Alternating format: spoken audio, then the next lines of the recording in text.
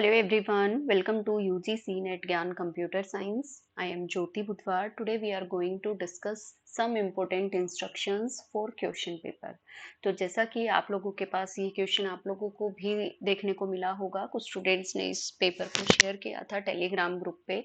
तो अभी जो 13th ऑफ सितंबर हमारा 13th ऑफ सितंबर आज के ही दिन ये वाला पेपर हुआ है। सॉइल साइंटिस्ट का पेपर था, एचपीएससी ने ही ये पेपर लिया है और ये पेपर भी आपका सब्जेक्टिव पेपर था।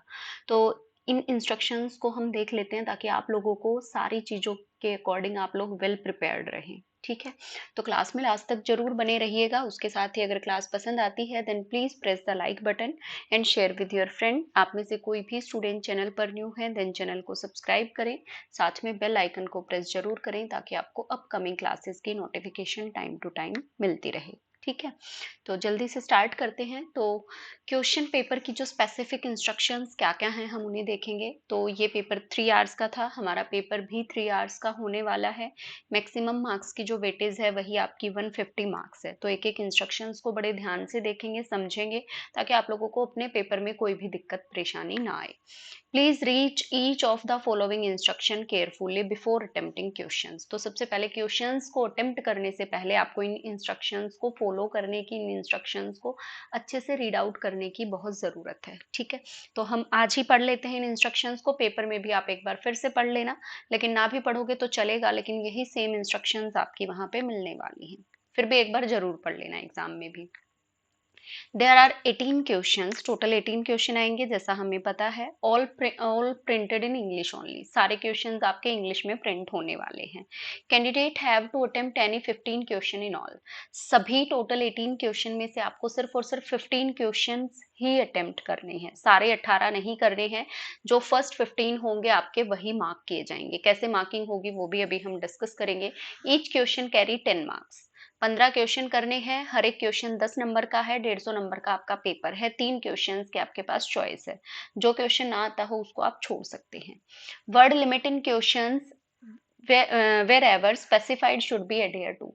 तो हर एक क्वेश्चन के साथ आपको एक वर्ड लिमिट दी गई है। लाइक जो ये पेपर था इसमें आपकी 300 वर्ड्स दिए गए थे, 300 वर्ड्स दिए गए थे हर एक क्वेश्चन के साथ। 10 मार्क्स का क्वेश्चन है तो 10 मार्क्स को आपको 300 वर्ड्स में लिखना था। अब उस 300 का मतलब ऐसा नहीं होता है कि बिल्कुल ही 300 यानी कि आप काउंट करके पेपर में आपका चेक होगा, ऐसा नहीं है। बस ऑन एन एवरेज आपका 290 हो सकता है, 280 हो सकता है, 310 हो सकता है, 320 हो सकता है, मतलब 300 के आसपास आपके वर्ड्स होने चाहिए। वो कैसे पता चलेगा? आप लोग अपनी कॉपी पेन के साथ जब आप लिखते हो तो जो A4 शीट्स होती हैं उन पे लिख के देख लो आप, या आपके पास रजिस्टर है, कॉपी है, जो भी है उसमें लिख के देखो। और ये देखो कि एक लाइन में आप कितने वर्ड्स लिख पाते हैं जो आपकी नॉर्मल राइटिंग होती है, जैसे आप पेपर में लिखते हैं, ना बहुत बड़ी ना बहुत छोटी, बीच की जो राइटिंग होती है। तो एक लाइन में अगर सपोज आप 7 वर्ड्स लिख पाते हैं तो ऐसा ही एक पेज के अंदर मतलब 10 लाइनें लिखो, 10 लाइन में काउंट कर लो कितने कितने वर्ड्स हुए। एक पेज पे जितनी लाइन्स हैं उस पेज के अकॉर्डिंग आप देख सकते हैं कि उस पेज में आपकी कितनी लाइन्स हैं। एक पेज में एक लाइन पे अगर आप 7 to 8 वर्ड्स लिख पाते हैं तो उसके हिसाब से आपको कितने पेज भरने पड़ेंगे। अब एक पेज में सपोज आपके पास 20 लाइन्स हैं और एक में आप 7 लिख पाते हैं तो 140 आपने एक पेज में लिख लिए। 7 दूनी 14, 20 लाइनें थी और एक लाइन पे आप 7 वर्ड्स लिख पा रहे हैं तो 140, 140, 280। ठीक है, तो यानी कि 2 पेज के आसपास आपको भरना रहेगा। तो वो डिपेंड करेगा आपकी वहां पे एक पेज में लाइंस कितनी आएंगी एग्जाम में। ठीक है, attempts of question shall be counted in sequential order. तो ये सबसे पहला मेन इंपॉर्टेंट पॉइंट, इसी पे ध्यान देने की जरूरत है। वर्ड लिमिट पे इतना फोकस, मतलब ये है कि हाँ भाई, आई थिंक तो मेरे हिसाब से तो इसमें एक स्पेसिफिक आपको एक कॉलम दे दिया है, कॉलम लाइक ब्लैंक स्पेस दिया गया है कि उसमें आपको अपना आंसर लिखना है। तो फिर तो वर्ड लिमिट की कोई ज़रूरत ही नहीं है, जहां तक आपकी शीट का जगह है वहां तक आप लिखते रह सकते हो।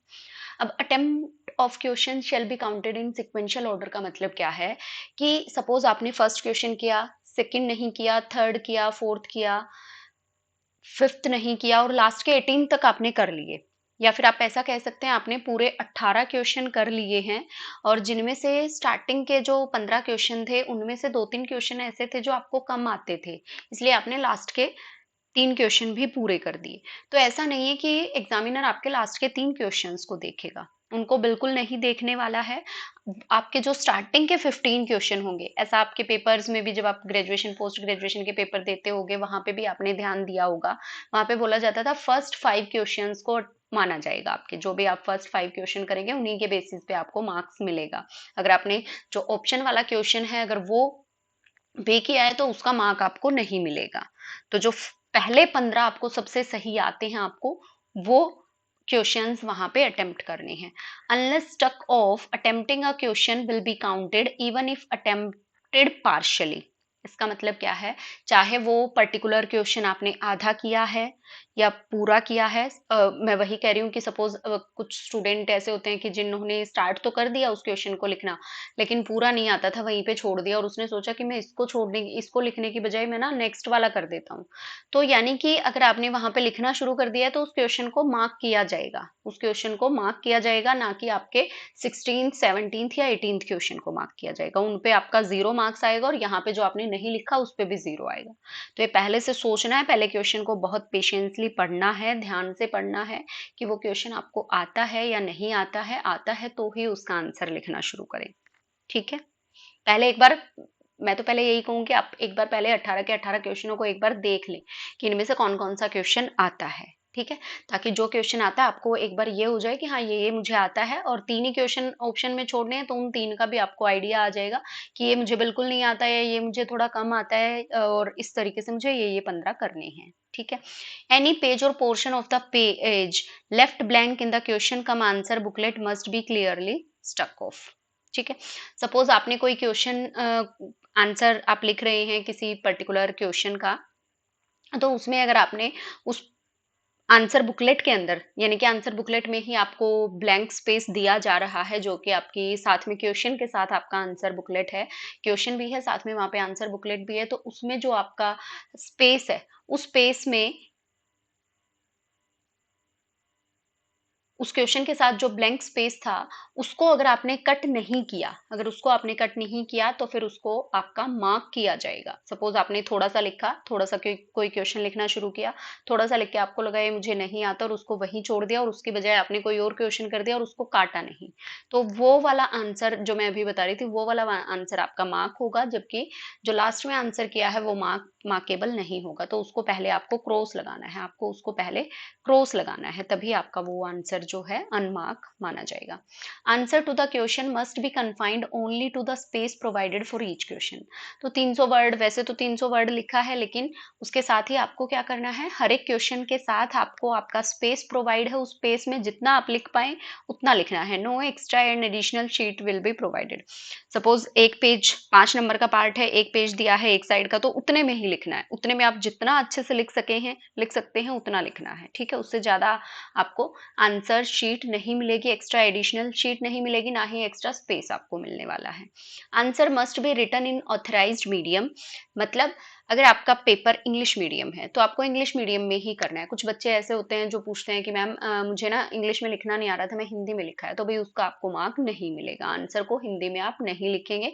इंग्लिश में पेपर होता है, इंग्लिश में कंप्यूटर साइंस आप हमेशा इंग्लिश में पढ़ते आए, तो आपको पेपर में आंसर भी इंग्लिश में ही लिखना है। No mark will be given for the answer written in a medium other than the authorized one. जो आपके ऑथराइज्ड मीडियम है, इंग्लिश है, हिंदी है, जिस भी स्टूडेंट का जो भी मीडियम है, हमारा कंप्यूटर साइंस का इंग्लिश है, तो इंग्लिश मीडियम में ही आपको आपका आंसर लिखना रहेगा, अदरवाइज उसको जो है मार्क नहीं मिलेगा। तो 6 की पॉइंट है, सॉरी 7 की पॉइंट है। सबसे पहला टोटल 18 क्वेश्चन है, सारे के सारे इंग्लिश में आएंगे, जिसमें से 15 क्वेश्चन आपको करने हैं, हर एक क्वेश्चन 10 नंबर का रहने वाला है।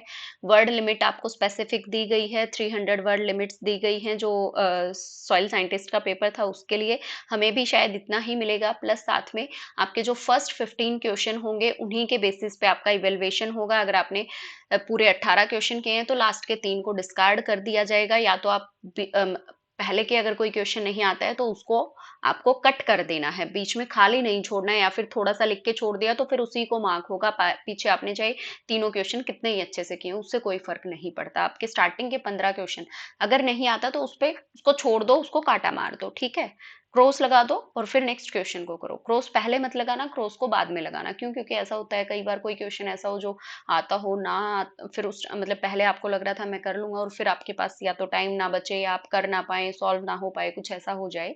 तो इसीलिए आप पहले काटा मत लगाना, क्रॉस तब लगाना जब आप बिल्कुल लास्ट में फाइनल कर पाए कि हाँ ये वाला क्वेश्चन मुझे नहीं आता है और मैं करूंगा भी नहीं, तो ये मैंने 3 क्वेश्चन छोड़ दिए हैं।